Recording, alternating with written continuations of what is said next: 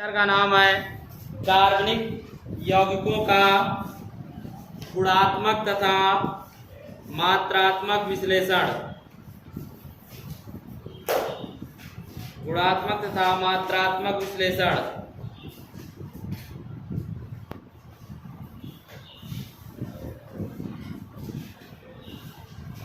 ठीक है स्टूडेंट, ध्यान देना है, इसमें ज्यादा आप लोगों को इसमें परेशान नहीं होना है। ठीक है, सपोज दैट आपके सामने ये कंपाउंड लिख दिया गया C2H5SH,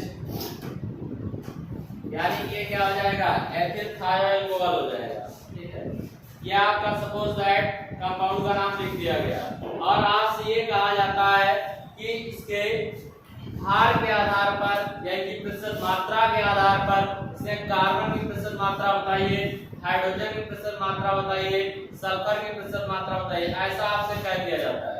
तो इसे इनकी प्रतिशत मात्राओं को ज्ञात करना और इन प्रतिशत मात्राओं की सहायता से फार्मूला ज्ञात करना, मूलानुपाती सूत्र ज्ञात करना, मूलानुपाती सूत्र या वाष्प घनत्व की सहायता से अणु सूत्र ज्ञात करना, इस चैप्टर में आप सभी लोग सीखेंगे। ठीक है, और इसमें कुछ भी नहीं बताया जाएगा।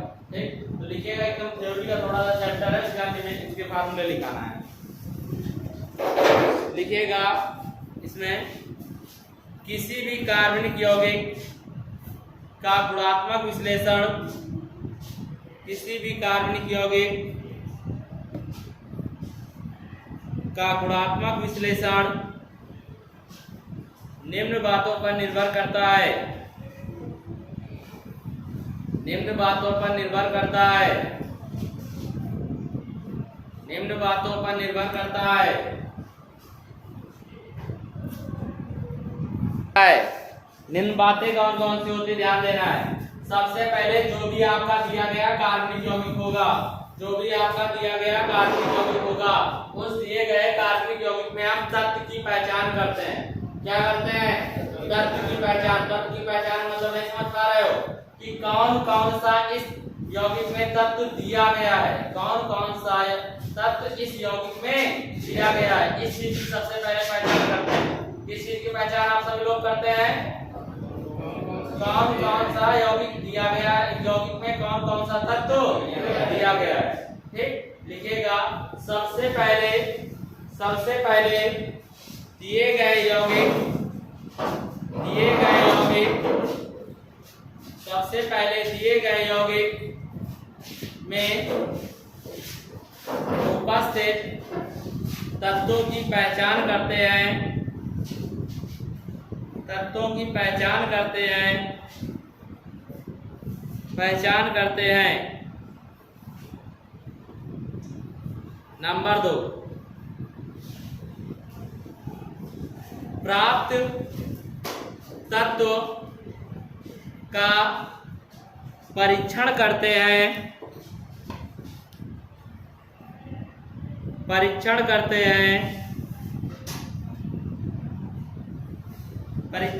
हैं। ठीक, ये क्या हो गया, इनका गुणात्मक विश्लेषण हो गया। क्या हो गया? गुणात्मक।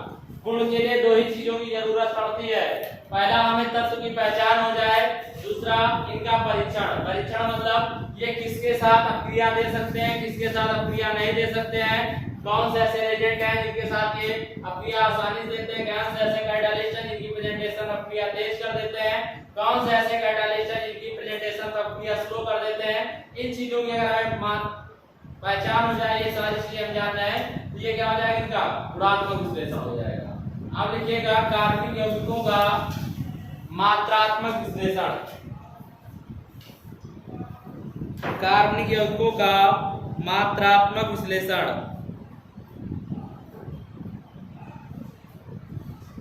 मात्रात्मक विश्लेषण लिखिएगा दिए गए कार्बनिक यौगिक का मात्रात्मक विश्लेषण करते समय, मात्रात्मक विश्लेषण करते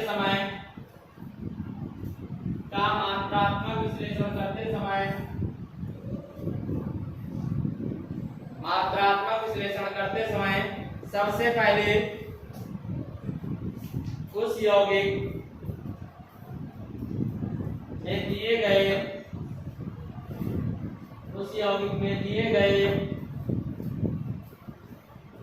तत्व की पहचान करते हैं।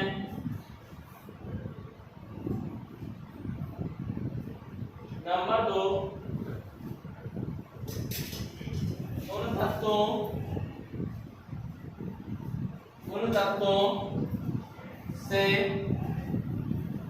तत्वों से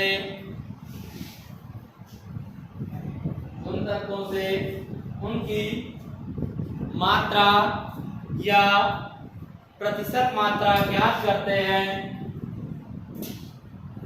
मात्रा या प्रतिशत मात्रा ज्ञात करते हैं।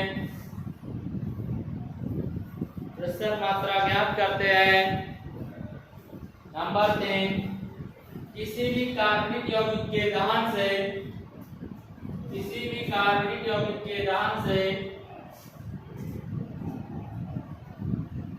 कौन सा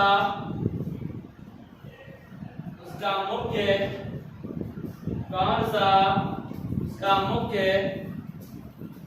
यौगिक बाहर निकलता है, इसकी पहचान करते हैं।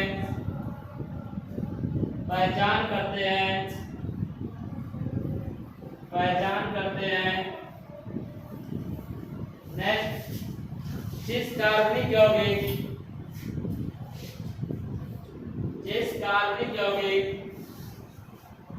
का पूर्ण दहन किया जाता है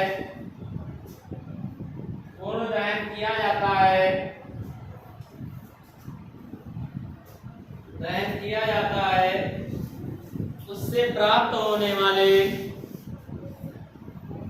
मुख्य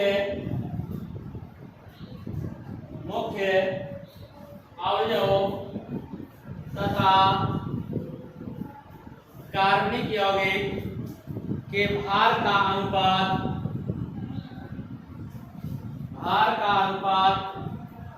को उनके अणुभारों के अनुपात के गुणनफल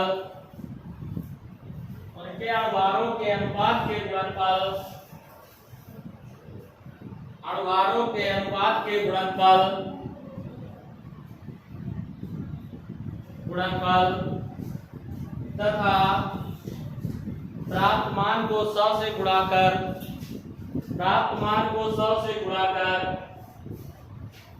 प्रतिशत मात्रा ज्ञात कर लेते हैं।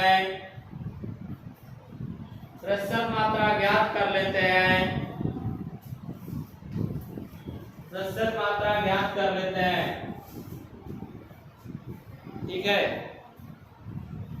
एग्जाम्पल क्या है, एक प्रकार से मान लीजिए इसी से फार्मूला निकलना है आपका। ठीक है, जैसे मान लेते हैं किसी ने कहा कि एक कार्बनिक पदार्थ को जलाने पर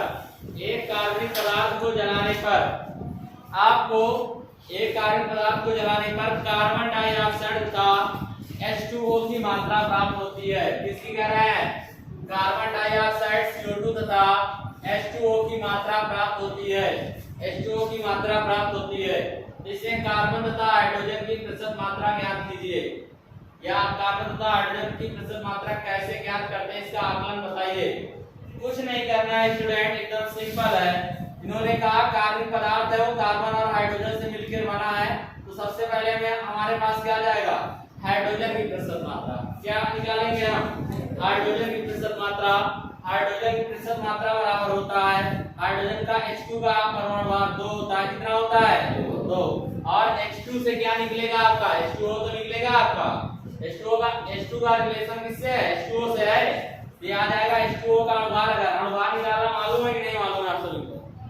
किसी भी कंपाउंड का अगर अणुभार ज्ञात करना होता तो मालूम है? नहीं मालूम है। चलिए ध्यान दीजिए, मान लेते जैसे H2O का हमें अणुभार काउंट करना है तो अणुभार H2O का निकालना है। यहाँ हाइड्रोजन का क्या होता है? यहाँ पर पहले देखो मॉलिक्यूल कितने दिए हाइड्रोजन के। नंबर ऑफ 2 मॉलिक्यूल दिए हैं कि नहीं दिए हैं? Number of 2 molecule into atomic weight. Atomic weight क्या है इसका? 1। अब H2 आपका खत्म हुआ ना, H2 का तो हो गया ना। जब एक एलिमेंट का हम एटॉमिक वेट लिख लेते हैं तो उसके पश्चात जब अणुभार ज्ञात करते हैं तो प्लस चिन्ह का प्रयोग करते हैं। इसके बाद हम क्या लगाएंगे, प्लस चिन्ह लगाएंगे। और इसके बाद ऑक्सीजन का क्या होता है, 16 होता है। 2 1 कम 2 और 16 में 2 जोड़ दिया तो 18। कोई दिक्कत किसी को? ये हो गया। मान लेते सपोज दैट ये नहीं है आपके सामने, ये दे दिए, थोड़ा सा इसमें आइटम ज्यादा हो वो करोगे ज्यादा अच्छा समझ में आएगा। ये दे दिया गया है तो यहाँ पर नंबर ऑफ कार्बन के मॉलिक्यूल कितने दिए हुए हैं, 2। नंबर ऑफ कितने मॉलिक्यूल है, 2 हैं। तो यानी कि 2 सबसे पहले लिखेंगे। अब कार्बन का एटॉमिक वेट कितना होता है बताइए? कार्बन का एटॉमिक वेट नंबर नहीं पूछ रहा है, 12 होता है। अब ये कार्बन का आपका काम फिनिश हुआ, प्लस चिन्ह लगाएंगे। नंबर ऑफ हाइड्रोजन के मॉलिक्यूल कितने हैं यहाँ पर, 6 हैं। और इनको हम किससे मल्टीप्लाई करेंगे, 1 से। तो 12 दूनी 24 प्लस 6 का नाम 6, 12 में 6 24 में 6 जोड़ दिया कितना हो गया, 30। तो ये क्या हो गया, इसका आपका अणुभार आराम से निकाल लिया इस कंपाउंड का। इसी प्रकार मान लेते हैं सपोज दैट किसी ने कहा कि इसका H2SO4 का, ठीक, H2SO4 का। तो H2SO4 में आप यहाँ पर क्या करेंगे, सबसे पहले H2 के लिए मॉलिक्यूल देखेंगे। तो H2 में कितने नंबर ऑफ मॉलिक्यूल हैं, नंबर ऑफ 2 मॉलिक्यूल हैं। तो 2 into 1 प्लस सल्फर का कितना होता है बताइए, 32 32 प्लस 4 into 16, 2 1 जा 2 प्लस 32 प्लस 16 चौके 64, 4 2 6, 6 2 8, 6 3 9, 98 आ गया कि नहीं आ गया? इस तरीके से निकाल पाओगे कि नहीं कर पाओगे? नहीं आ पाएगा क्या? पहले अणुभार ज्ञात करना कहीं पर लिख लीजिए तब तो आ पाएगा, नहीं कर नहीं पाओगे आप लोग। साइड में कहीं पीछे लिख लीजिए अणुभार ज्ञात करना होता तो देखिएंगे, कुछ ना कुछ उसके लिए भी देखेंगे। अब यहाँ पर हाइड्रोजन प्रतिशत मात्रा निकालना है, यानी कि H प्रतिशत बराबर फार्मूला 1 का मैं बता दे रहा हूँ, अपने आप सब बनाओगे अभी, ठीक है? मैं केवल कंपाउंड का नाम बताऊंगा।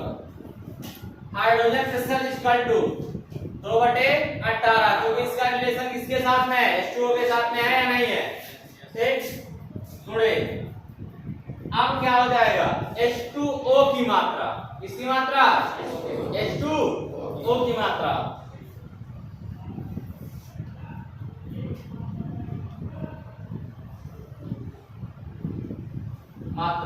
ठीक, बटे जो भी आपका यौगिक होगा, कार्बनिक नहीं लिखोगे, यहाँ यौगिक लिखोगे, इसलिए क्योंकि कार्बन से भी रिलेशन हो सकता है, अदर से भी हो सकता है, ठीक है?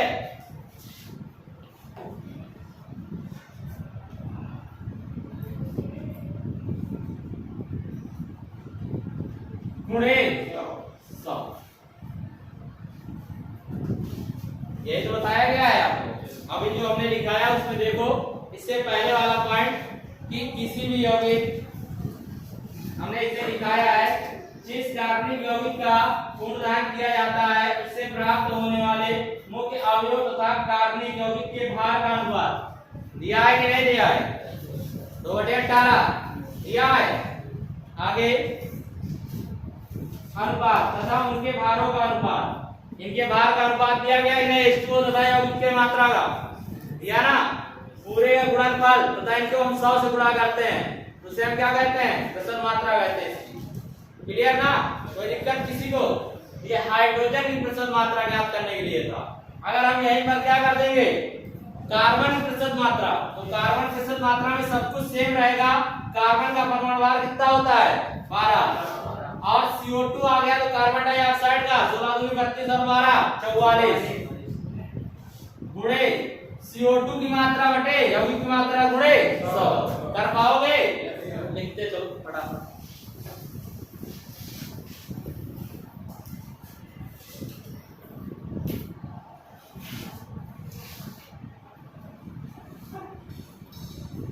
जल्दी जल्दी करते चलो। कार्बन प्रतिशत मात्रा बराबर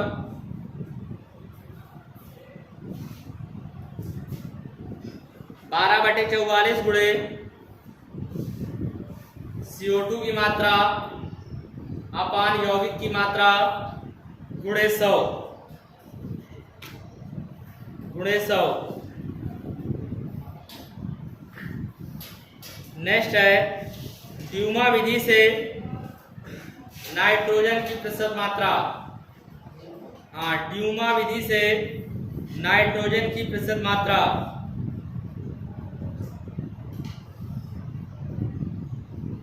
लिखेगा एनटीपी पर नाइट्रोजन का आयतन, एनटीपी पर नाइट्रोजन का आयतन बटे 8 गुणे यौगिक का भार, 8 गुणे यौगिक का भार, नीचे ही लिखा रहेगा 8 गुणे यौगिक का भार। नाइट्रोजन का आयतन बटे 8 गुणे यौगिक का भार। अगला क्लोरीन प्रतिशत बराबर, अगला फार्मूला है क्लोरीन प्रतिशत बराबर 35.5 बटे 143.5, 35.5 बटे 143.5 गुणा प्राप्त AgCl का भार या AgCl का भार बटे यौगिक का भार गुणे 100 गुणे 100। Br प्रतिशत बराबर, Br प्रतिशत बराबर, Br प्रतिशत बराबर 80/188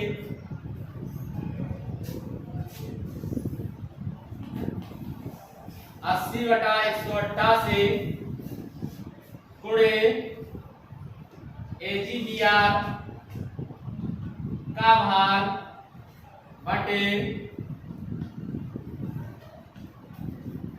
यौगिक का भार गुणे 100।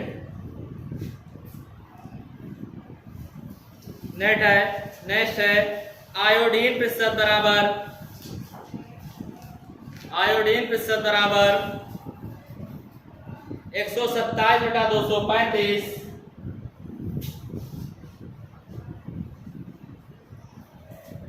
127/235 गुणे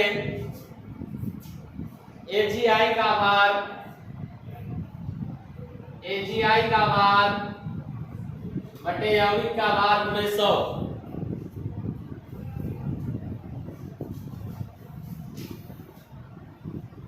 नेक्स्ट सल्फर प्रतिशत बराबर 32/233, सल्फर प्रतिशत बराबर 32/235 सॉरी 233 32/233 बराबर BaSO4 का भार,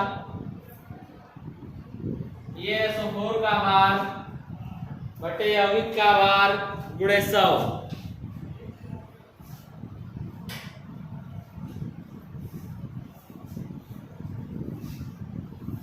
लास्ट में आ जाता है ऑक्सीजन प्रतिशत मात्रा बराबर, ऑक्सीजन प्रतिशत मात्रा बराबर 100 माइनस, ब्रैकेट में लिखिएगा 100 माइनस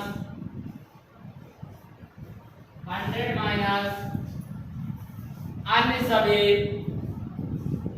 तत्व की प्रतिशत मात्रा का योग, अन्य सभी प्रतिशत मात्रा का योग, प्रतिशत मात्रा का योग।